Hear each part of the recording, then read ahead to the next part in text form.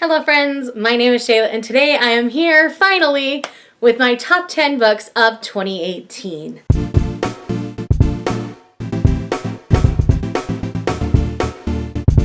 So I know you guys have seen so many of these lists already. I'm sorry I'm a little late in filming mine. I just wanted to ensure that I didn't have any reads towards the end of December that would make it to this list, because in previous years sometimes something I'm reading on the last day of the year ends up on my favorites list. So I didn't want to jinx myself by filming it early, so here we are. So let's go ahead and dig right in. I love all of these books. If you want to know more that I really loved this year, I did do one at the midway point in the year, a top 10 in my first half of the year. Some of those did make it to this list, others did not, so I will leave that list linked for you so you can go ahead and check that out. Number 10 on this list is Saints and Misfits by S.K. Ali. In this book, we follow a young woman who is not of my race or my faith in her journey through life. And I thought this was a great glimpse at Muslim culture. I felt like it didn't glamorize or demonize it too much. You got to see the good and the bad in the religion itself and in the people and in the culture. And she has a lovely relationship with an elderly man that lives next door. I don't really want to say too much about this because I'm afraid it'll give away the good parts of this book. But essentially, our teen girl has this struggle that she's dealing with, and she has to face this person that she calls a monster on a very regular basis because they attend the same mosque. And so that's all I'm going to say at this point. I want you guys to go and read it. I took this on the recommendation from Kayla over at Books and Lala, and I'm so glad I did. Like, it's been one of my favorite reads. If you're looking for something that's diverse or outside of your culture, give this one a try if you are not of this faith. Number 9 on this list is Foolish Hearts by Emma Mills. This book had me in fits of giggles. We're dealing with teenagers. There's a boys' school and a girls' school. They end up mingling together to perform A Midsummer Night's Dream by Shakespeare. All sorts of shenanigans ensue. We deal with the it couple over at the girls' school have a falling out in the beginning of the book. So we're dealing with the effects of that as well as being intertwined with this boys' school. There are all sorts of geeky video game kind of references. This is seriously such a fun time. I really enjoyed it. And again, I don't want to give too much away in the plot of this. With contemporaries, I don't like to give away too much. But I thoroughly enjoyed this. I thought it was a really fun time. I have a couple parts where I tabbed it up and just marked certain areas and passages, and it was just hilarious. Trust me on this. These first two books are contemporary, but I don't really like YA contemporary most of the time. But these two were just outside the norm and really fun for me, and I really enjoyed them. Number 8 on this list is actually a series that I ended up reading this year, and that is the Janie series by Cynthia Hand, Brody Ashton, and Jody Meadows. I'm just holding up my Plain Jane because it's the most recent one that I read, and also the second book in the series.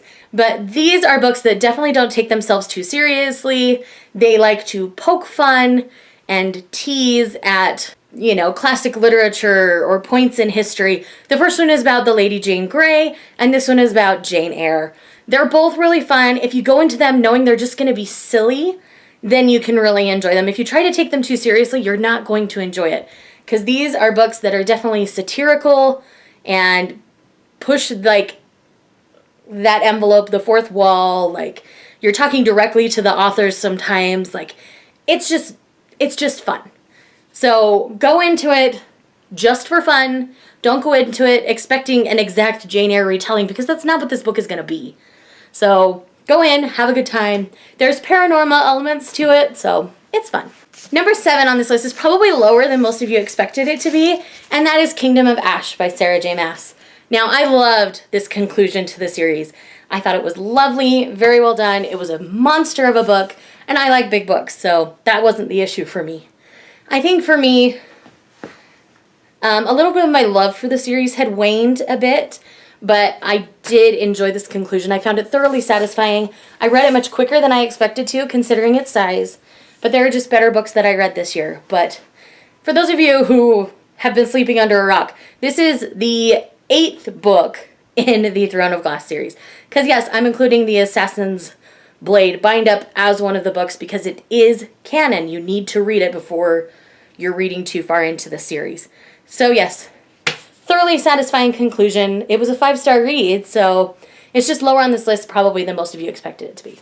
Book number 6 is actually a book that is loaned out to a friend right now, and that is Spinning Silver by Naomi Novik. This is a Rumpelstiltskin-inspired story. I thoroughly enjoyed this. Now, when I read this, I did not compare it to Uprooted because I did not want to color my enjoyment of Spinning Silver. It had been about 2 years since I'd read Uprooted by the time I read Spinning Silver, and I was able to enjoy it for its own story. There are points where it got a little bit convoluted, and it was not a perfect book, and I will never say that it is. But my enjoyment level was sky high, so it was still a 5-star read for me, and I think people were awfully harsh on this when it first came out in their reviews, because they were expecting Uprooted. But they're very different stories. This one's multiple POV where Uprooted was not. So of course you're going to get a very different kind of story. So that's all I'm going to say on Spinning Silver for today. But know that I loved it and it definitely deserved a spot on this list. Number 5 was easily one of my favorite reads this year, and that is Archer's Voice by Mia Sheridan. You guys have heard me talk all year long about this book. This is an adult smutty romance where we're dealing with two people who end up healing through the love that they find together. But at the same point, they do realize there's a point where they have to thrive on their own, and Mia Sheridan is really good at letting her characters do that. And so this book was an emotional roller coaster and an emotional ride because our main character here, Archer, doesn't speak. There was an accident when he was younger, and he doesn't speak because of it. And our female character, Bree, ends up running away to this small town where Archer lives to deal with her own life. And it's so good, guys. Like, I don't want to give you more than that because it's just so good. And I'm so glad I went in as blind as I did to this story because it just let Mia Sheridan's writing take me over. And that's what I want everyone to experience when they read Archer's Voice. So definitely check this one out. Number 4 on this list is The Girl in the Tower by Katherine Arden. I love this Winter Night trilogy. This second book did not suffer from second book slump. I thoroughly enjoyed this. I feel like Arden's writing even fleshed out more. I love that we visited with characters that were vaguely introduced in the first one, but then they kind of grew up and went away. We're dealing with Vasia's older siblings a lot in this one, and I love the part that they played in this story. I cannot wait for the conclusion that will be in my hands shortly. Believe me, the day it comes out, it will be in my hands. Whether you like it or not, it's happening, people. But yes, Girl in the Tower, second book in a series, so good. If you've been sleeping on this Winter Night trilogy, the first book being The Bear and the Nightingale, get on it, people. I promise you won't regret it. It's so good. Number 3 on this list is Muse of Nightmares by Laini Taylor. Now, this ended up higher on the list than I initially expected it to. But Muse of Nightmares is the brilliant conclusion to the Strange the Dreamer duology. Now, Laini Taylor left this world open. It's a huge sandbox, so I hope she continues to play in it because I thought it was fantastic. And this conclusion was everything I needed. This, I almost wish that she would have just made Strange the Dreamer and Muse of Nightmares one book. Just one giant tome, and I would have read it. And because it just is so effortless. Like, I think it's best to binge the two together, honestly. Because the series literally picks up right where it leaves off in Strange the Dreamer. There is no lag time whatsoever. Like, it's so good. Like, I easily would have read this as one book. But Muse of Nightmares was beautiful and brilliant. Laini Taylor's writing was spot on. Definitely her brand. It was really good. I thoroughly enjoyed it. Next on this list was probably the biggest surprise of my list for me, and that is Acheron by Sherilyn Kenyon. This paranormal smutty romance book stole my heart. I cannot stop thinking about this book. And that's not just because I continue to read in this world. So I started reading the Dark Hunter series this year. So you could probably use this book to represent my experience with the whole series. But this book in particular, this character, Acheron, is a linchpin in the entire series. So getting his whole story, it's a brick because you're getting his whole story, and it was so good. Like, it tears you up and down emotionally. You get the highs, you get the lows. You want to just hug him and make him feel better. Like, it's so good. Oh my gosh. It's so good, guys.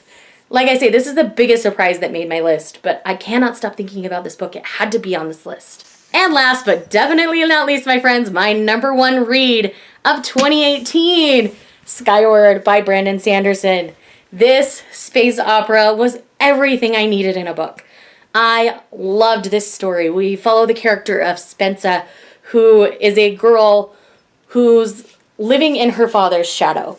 Her father was branded a coward when she was young. He fled it in the middle of a battle, and so Spensa has to deal with the repercussions of her dad's actions because he was killed in combat, so he's not even there to defend himself. But yes, Spensa's journey, because her dream is to fly like her dad and to be a pilot. And so she's trying to get to flight school. There are lots of things trying to stop her. This book is brilliant. Always trust the Sanderson. Like, I have not truly been let down by a Sanderson novel yet. Everything I've read by him has been 4 stars or higher. All of his writing is spot on for me. Like, I thoroughly enjoy his books. When I first read Elantris, I wasn't so sure. But I reread Elantris recently, and I see the brilliance in Elantris now. I was just expecting something different when I read it the first time.